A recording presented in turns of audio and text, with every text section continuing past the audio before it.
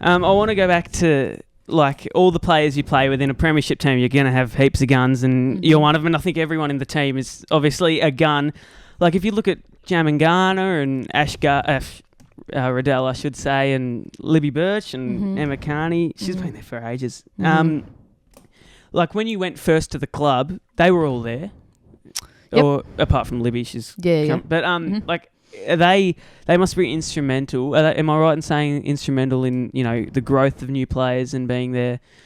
Or like who when you walked into the club, who was your biggest supporter, I could say, or person that really got you through the doors? Like because it must be pretty special playing with them, I guess. I mean, well, yeah. I mean, I think the reason we're so where we have developed into being the side we are is because those same players have driven the standards and set a really good example for us young girls to see how hard we have to work in pre-season.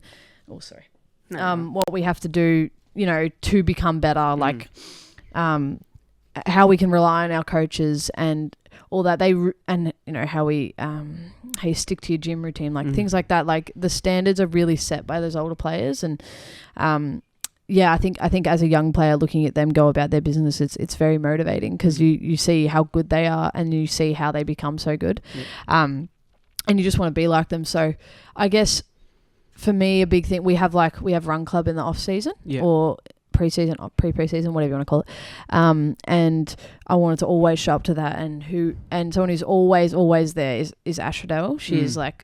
She will show up 110% of the time, and I think we all know that about her now. And like if you look at her play a game of football, she is everywhere. It's because she works so hard, and it's like really, really inspiring to see. In terms of when I was drafted, I think I probably lent on Emma Carney a lot. I think she really took me under her wing because she's obviously an absolute legend of the game, but I think we're pretty similar in the way we can go about things sometimes. And again, she's obviously, as the captain, she's really responsible for driving standards and being there for so long. I think we all look up to her as younger girls, but I could honestly go on and on and on about girls that you just really really look up to, and it changes sometimes. Like kind of a niche one because I'm not her position or anything, but like Sarah Wright, I remember when I got to the club, she wasn't being picked, like she wasn't playing, like she didn't play all the game, she didn't play all the games of the season or anything, and she was like in and out of the team.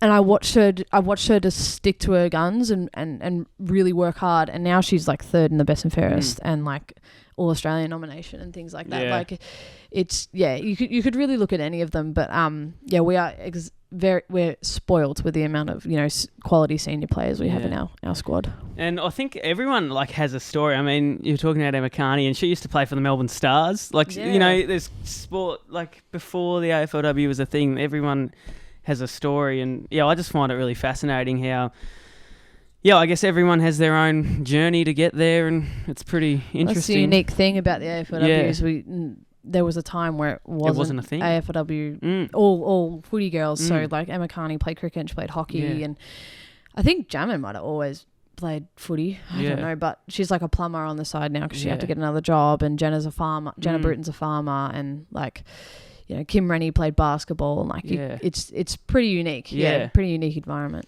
Yeah, it's really interesting.